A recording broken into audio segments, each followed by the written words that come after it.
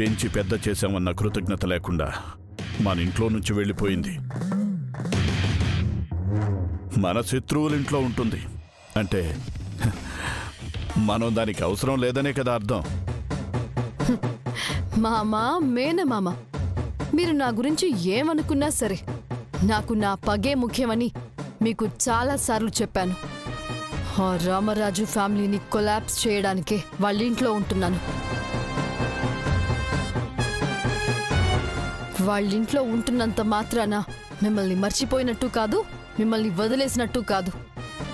ఈ విషయాన్ని మీకు ఎన్నోసార్లు చెప్పినా మీరు అర్థం చేసుకోవడం లేదు కాబట్టి మీరు నన్ను అడగకుండా ఉంటేనే మంచిది. ఆడపిల్లవి, ఈ పగలు ప్రతీకారాలు నీకెందుకు దాక్షాయిని? ఆడవాళ్లు పూజలు వ్రతాలు చేయాలే తప్ప పగలు ప్రతీకారాలు తీర్చుకోకూడదు అని రూల్స్ భారత రాజ్యాంగంలో లేవత్తయ్యా. నువ్వు వచ్చావంటే మమ్మల్ని చూడ్డానికి కాదని నాకు తెలుసు. కరెక్ట్గా గెస్ చేసావు మామ. మీకు విషయం చెప్దామనే వచ్చాను. నేను శంకర్ని పెళ్లి చేసుకోబోతున్నా.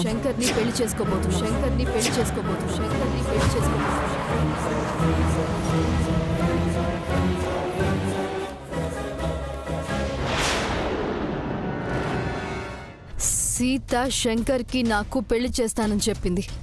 సీత చెప్పిందంటే అది జరిగి తీరాల్సిందే. ఆ గుడ్ న్యూస్ మీకు చెప్దామని వచ్చాను. ఎవరినో పెళ్లి చేసుకుంటున్నానని మాతో చెప్తున్నావంటే మమ్మల్ని ఇన్సల్ట్ చేయడానికే వచ్చావు. వాడి కొన్నదేంటి, నాకు లేనిదేంటి? నీకు నేను సొంత బావని, నాకన్నా వాడే ఎక్కువైపోయాడా నీకు? నిన్ను పెళ్లి చేసుకునే ఉద్దేశం లేదని నీకు చాలా క్లియర్గా చెప్పాను. నువ్వు ఎమోషనల్గా ఫీల్ అయినంత మాత్రాన నా ఫీలింగ్స్ ఏమీ మారవు, నా నిర్ణయమూ మారదు. నేనొచ్చింది నీతో ఆర్గ్యుమెంట్ చేయడానికి కాదు, నా పెళ్లి గురించి అత్తయ్యకి మామయ్యకి చెప్పడానికి వచ్చాను. నువ్వు నా కొడుకుని కాకుండా ఎవరినో పెళ్లి చేసుకుంటానంటే నేను చూస్తూ ఊరుకుంటాననుకున్నావా? అంత చేతగాని వాళ్ళ కనిపిస్తున్నానా నీ కంటికి? మన అబ్బాయిని చేసుకోవటం ఇష్టం లేదని చెప్పింది కదండి. దాక్షాయినికి ఇష్టం లేనప్పుడు బలవంతంగా పెళ్లి చేస్తారా? దాని ఇష్టాలు తెలుసుకునే మనం పెంచామా? దాని ఇష్టాలు కనుక్కొని మనం చదివించామా? నా మాట కాదని అది ఎవరినో పెళ్లి చేసుకుంటానంటే నేను ఊరుకోను. చూడు మామా, నేనొచ్చింది పెళ్లి చేసుకోనా వద్దా అని నీ పర్మిషన్ అడగడానికి రాలేదు. పెళ్లి చేసుకుంటున్నాను అని చెప్పడానికి మాత్రమే వచ్చాను.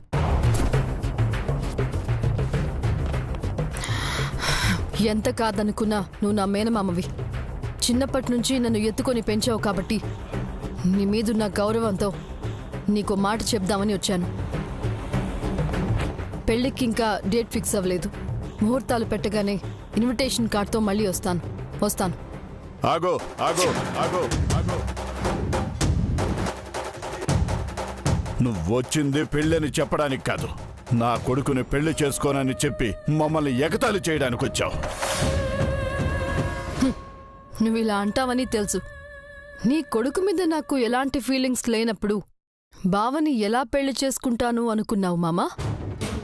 నీ జీవితం గురించి నీకు నువ్వే నిర్ణయం తీసుకునేంత పెద్దదానివైపోయావా? నిర్ణయం తీసుకోవడానికి 60 ఏళ్ల వయసు, 40 ఏళ్ల అనుభవం ఉండక్కర్లేదు మామా. చేస్తున్నది కరెక్టా కాదా అని ఆలోచన ఉంటే చాలు. నీకు కరెక్ట్ అనిపిస్తున్నది మాకు కరెక్ట్ అనిపించట్లేదు. కరెక్ట్. నీకు నచ్చినది నాకు నచ్చాలని రూలేం లేదు కదా. చూడు దాక్షాయిని, నువ్వు వాడినే పెళ్లి చేసుకోవాలన్నది నీ నిర్ణయం అయితే, నువ్వు నా కొడుకునే పెళ్లి చేసుకోవాలన్నది నా నిర్ణయం. నా నిర్ణయాన్ని కాదన్నావో నిన్ను పెళ్లి చేసుకోవడానికి ఆ శంకర్ గాడు ఉండడు, ఆ సీతారామరాజు ఫ్యామిలీ కూడా ఉండదు. ఈ పగలు ప్రతీకారాలు మనకెందుకండి? దానికి ఇష్టం లేదని చెప్తున్నప్పుడు మనం అర్థం చేసుకోవాలి కానీ బ్రతిమలాడి భయపెట్టి. ఆపుతావా? ఏంటి మామా, అత్తయ్య మీద ఎందుకు కోపం చూపిస్తున్నావు? నువ్వు నాకు మేనమామవి అంటే నా ఒంట్లో ఉన్నది కూడా సేమ్ బ్లడ్డే. నీ పెంపకంలో నీ శిక్షణలోనే పెరిగాను కాబట్టి నువ్వు అలాంటి డెసిషన్ తీసుకుంటే నేను ఎలాంటి డెసిషన్ తీసుకోవాలో నాకు కూడా తెలుసు. రోజు రోజుకి ఏజ్ పెరుగుతోంది. హెల్త్ జాగ్రత్త మామ. వస్తాను.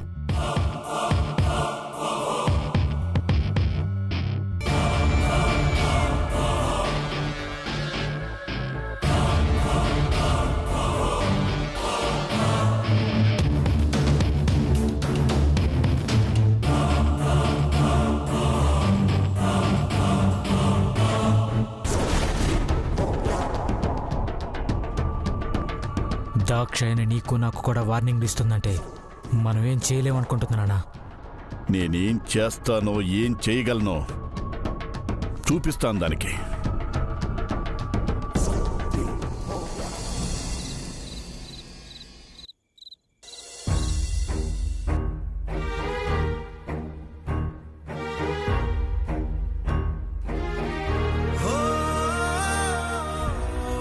నువ్వు మంచి మనిషివని, పెద్ద మనిషివని అందరూ నీ గురించి గొప్పగా చెప్తుంటే ఏదో అనుకున్నాం. నిశ్చితార్థం జరిగిన అమ్మాయికి అన్యాయం చేయటమే నీ పెద్దరికమా?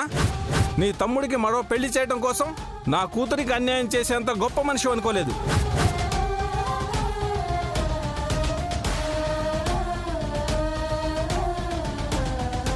రామరాజు గారు, మీరు చేసింది తప్పేనండి. తప్పు వీళ్ళదని ఒప్పుకున్నారు కాబట్టి మీ అందరి ముందు క్షమాపణ అడగమని చెప్పండి. మా వల్ల జరిగిన తప్పుకి మమ్మల్ని క్షమించండి.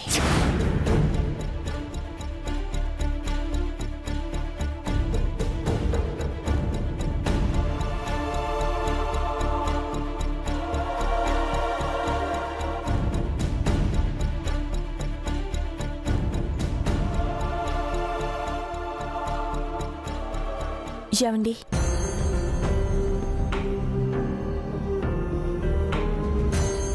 ఈరోజు జరిగిన దాని గురించి బాధపడుతున్నారా?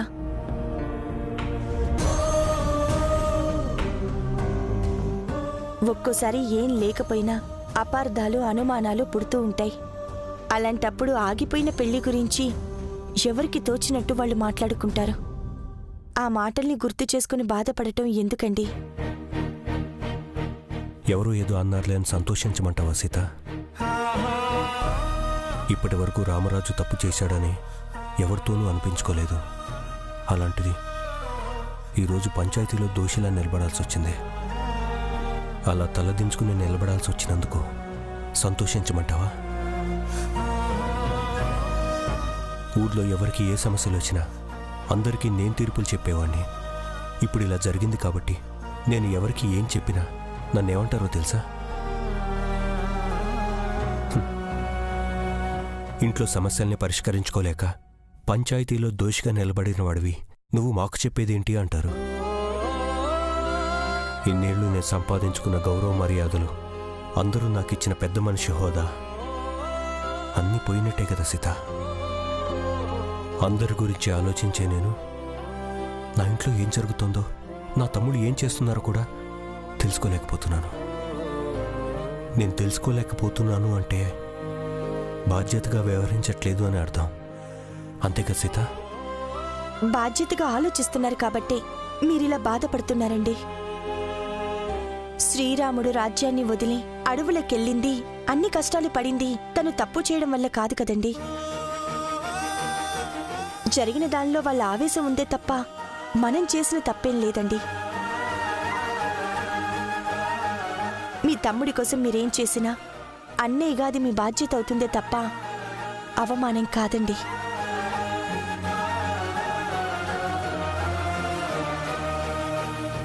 నేనేదో మీకు సర్ది చెప్పాలనుకోవడం లేదండి. సమస్యలు వచ్చినప్పుడు బాధపడటం వల్ల ఉపయోగం ఉండదండి. పెద్దవాళ్లుగా మనం సమస్యని పరిష్కరించడం కోసం ఆలోచించాలి.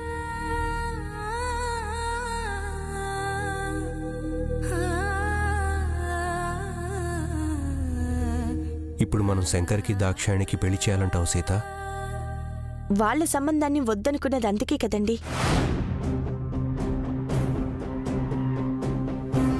దాక్షాయణి మన ఇంట్లో కొద్ది రోజులు ఉండటానికి వచ్చింది. తన తల్లిదండ్రుల గురించి, తన కుటుంబం గురించి మనకేం తెలీదు. పెళ్ళంటే తనకు సంబంధించిన విషయాలన్నీ కూడా మనం తెలుసుకోవాలి కదా సీత. అవునండి. నేను ఇప్పుడే వెళ్ళి తనని అడుగుతాను. మీరు పాలు తాగండి.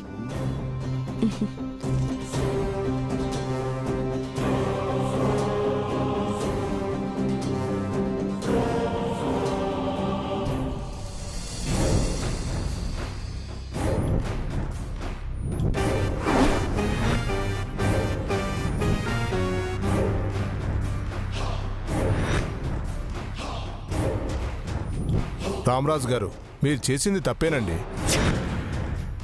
తప్పు వీళ్ళదని ఒప్పుకున్నారు కాబట్టి మీ అందరి ముందు క్షమాపణ అడగమని చెప్పండి. వీళ్ళు కోరుకున్నట్టుగానే నన్ను క్షమించమని అడుగుతాను. మా వల్ల జరిగిన తప్పుకి మమ్మల్ని క్షమించండి. ఆ రోజు రామరాజుని ఓ ఆడదాని చేత కొట్టించాను. ఈరోజు అతనికి దండాలు పెట్టే జనం ముందే తల దించుకొని నిలబడేలా చేశాను. రామరాజు తమ్ముణ్ణి నా ఉచ్చులోకి లాగేశాను. రామరాజు పెళ్ళం వాళ్ళందరికీ క్షమాపణ చెప్పేలా చేశాను. ఇన్ని చేయగలిగినందుకు నాకు చాలా చాలా సంతోషంగా ఉంది.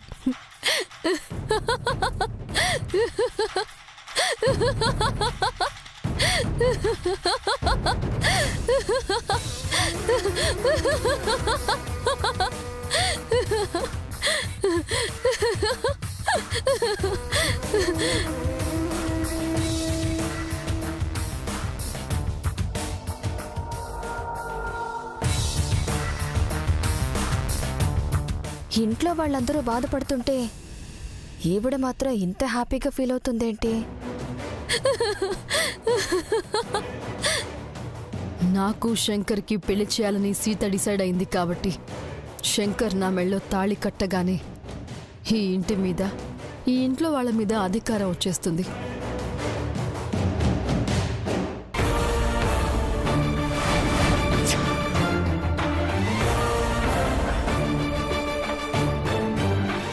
ఏంటి అలా చూస్తున్నావు?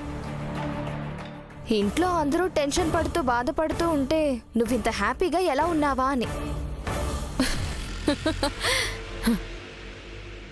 ఏ ఉండకూడదా? వాళ్ళు ఏడిస్తే నేను కూడా ఏడవాలా? చెప్పు. వీళ్ళందరూ టెన్షన్ పడ్డానికి కారణం నువ్వేగా. నువ్వు శంకర్ని ప్రేమించబట్టేగా వాళ్ళు ప్రాబ్లమ్స్ ఫేస్ చేస్తున్నారు. వాళ్ళ ప్రాబ్లమ్స్కి నువ్వే కారణమైనప్పుడు వాళ్ళకన్నా నువ్వే ఎక్కువగా ఫీల్ అవ్వాలి. అలాంటిది నీకు అలాంటి ఫీలింగ్ లేదేంటా అని చూస్తున్నాను. నువ్వు ఆలోచించడం లేదే, నీ అనుమానాలకి క్లారిటీ తీసుకుంటున్నావు. నేను వాళ్ళకన్నా ఎక్కువగా ఫీల్ అవుతున్నాను కాబట్టే పంచాయతీలో సీత వాళ్ళకి క్షమాపణ చెప్తుంటే వద్దని ఏడ్చాను. నువ్వు చూసావుగా. నీ ఏడుపులో నాకు యాక్టింగ్ తప్ప రియాలిటీ కనిపించలేదులే. అర్థం కాలేదు.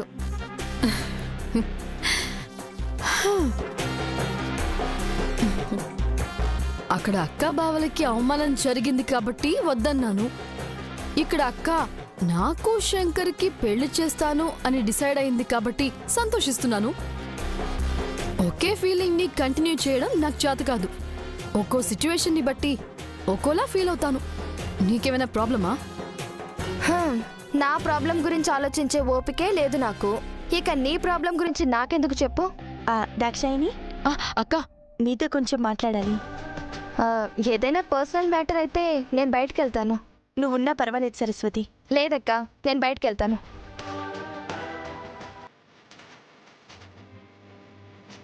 కూర్చో.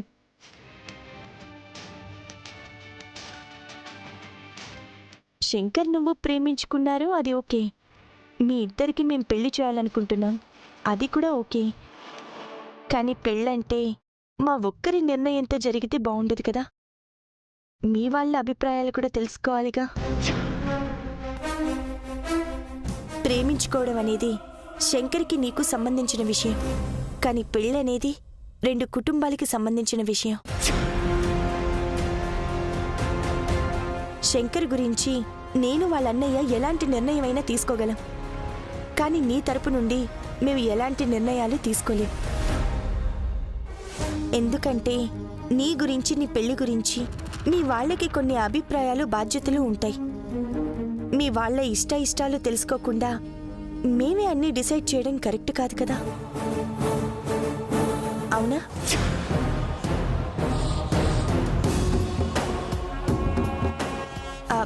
మీ వాళ్ళు ఎక్కడుంటారో చెప్తే నేను ఆయన వెళ్ళి మీ అమ్మా నాన్నలతో మీ పెళ్లి గురించి మాట్లాడతాం.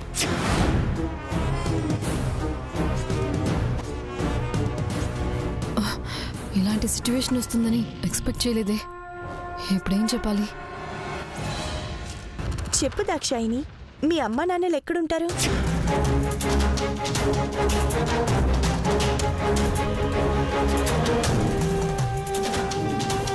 నాకు పేరెంట్స్ లేరు కాబట్టి నా మేనమామే పెంచాడని చెప్పాలి. నా మేనమామ చక్రపాణి వీళ్ళతో గొడవ పెట్టుకున్నాడు కాబట్టి మా మామయ్య గురించి వీళ్ళకి చెప్తే మొత్తానికి చెడిపోయే ప్రమాదం ఉంది. ఏంటి ఆలోచిస్తున్నావు దాక్షాయిని? మీ వాళ్ళు ఏమంటారోనని భయపడుతున్నావా? మీ అమ్మా నాన్నలు ఈ పెళ్లికి ఒప్పుకుంటే ఏ సమస్య ఉండదు.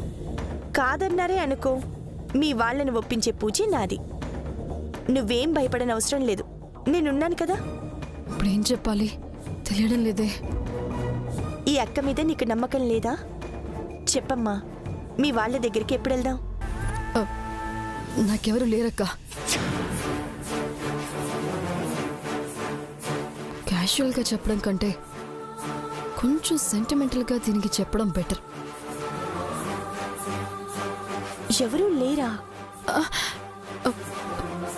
అవునక్క, అమ్మ నాన్న నాకు చిన్నప్పుడే పోయారు.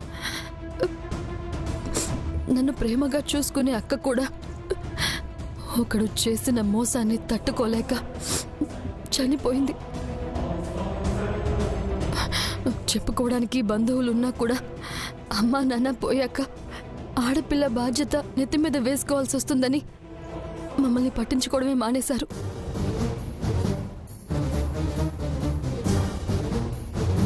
నన్ను ప్రేమగా చూసుకునే అక్క కూడా పోవడంతో నేను ఎవరూ లేని అనాథనైపోయాను.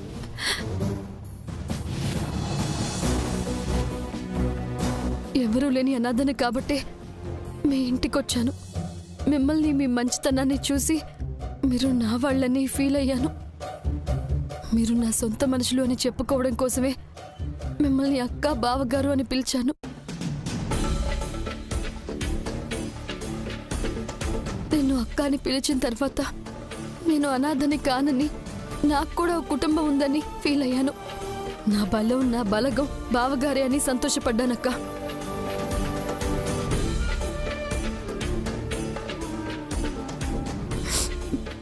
నాకెవరూ లేరు కాబట్టే నువ్వు జీవితాంతం నాకు అక్కగా ఉండాలని ఆ రోజు నీ చేత ఒట్టేయించుకున్నాను. మీరు నా వాళ్ళు, మీ కుటుంబమే నా కుటుంబం అనుకోవడం తప్ప అక్క? తప్పైతే ఈ అనాథని క్షమించక్క. అరే పిచ్చిదానా, మేమందరం ఉండగా నువ్వు అనాథం ఎందుకు అవుతావు చెప్పు? తల్లిదండ్రులు లేని వాళ్ళు అనాథలు కారు దాక్షాయిని. అందరూ ఉన్నా ఎవరి ప్రేమకి నోచుకొని వారు మాత్రమే అనాథలు. నువ్వంటే మా అందరికీ ఇష్టం. నువ్వు మా ఇంటి మనిషివి దాక్షాయిని, బాధపడుకు. థ్యాంక్స్ అక్క.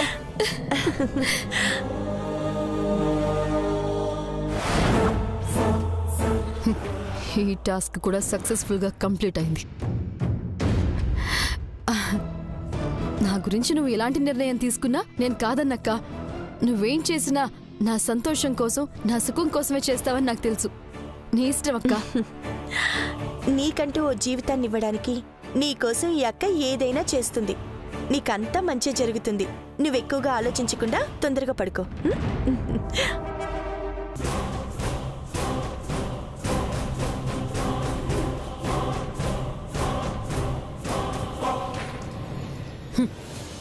కోరి కష్టాల్ని కొని తెచ్చుకుంటున్నారు. మిమ్మల్ని నా దేవుడు కూడా కాపాడలేడు.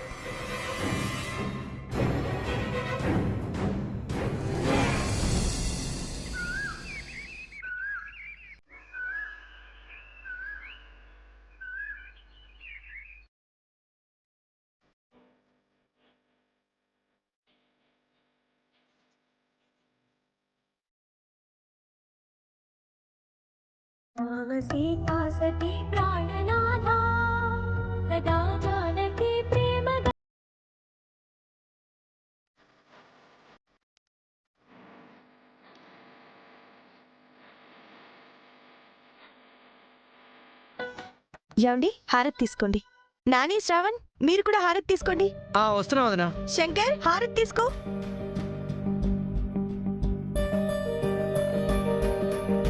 నాకు అర్థం ఉండే.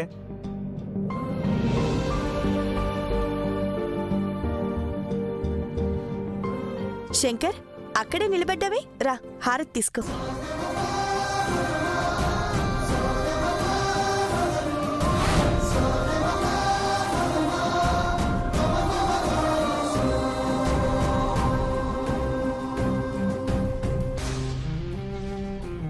శంకర్ హారతి తీసుకో.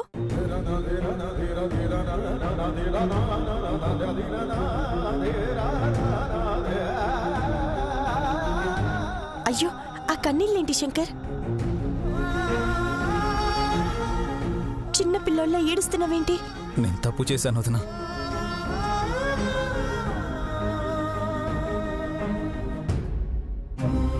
నీ మీద అన్నయ్య మీద ఉన్న గౌరవంతో నా ప్రేమను మీతో చెప్పలేకపోయాను. నా కారణంగా దేవుడు లాంటి అన్నయ్య అందరి ముందు దోషులా నిలబడాల్సి వస్తుందని, దేవత లాంటి నువ్వు క్షమాపణ చెప్పాల్సి వస్తుందని ఊహించలేదు వదినా. నన్ను క్షమించు వదినా. ఈ కుటుంబం పరువు కాపాడడం కోసం, మా అన్నదమ్ముల కోసం ఇన్ని అవమానాలు భరిస్తావని, ఇన్ని త్యాగాలు చేస్తావని కల్లో కూడా ఊహించలేదు వదినా.